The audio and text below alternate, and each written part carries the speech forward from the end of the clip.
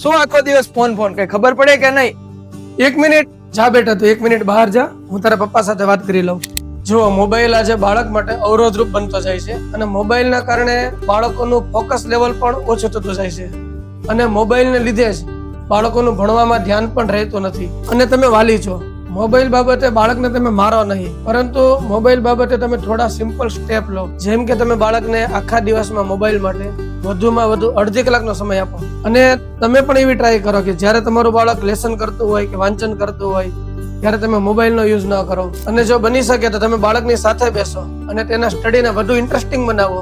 જેમ કે તમે બાળકને નાના નાના ગોલ સેટ કરીને આપો કે જો બેટા, તારા ટ્યુશનની કે શાળાની પરીક્ષામાં તારા વધુ સારા માર્ક આવશે તો હું તને આ ગિફ્ટ આપીશ. જેથી કરીને તમારું બાળક પરીક્ષામાં ખૂબ જ વધુ મહેનત કરશે. અને યાદ રાખો, મોબાઈલનો ઉપયોગ કરવો ખોટો નથી, પરંતુ મોબાઈલનો યુઝ કઈ રીતે કરવો ને તે અગત્યનું છે. બાકી અત્યારે આપણે આ વિડીયો પણ મોબાઈલમાં જ જોઈએ છીએ. ચાલો ફરી મળીએ.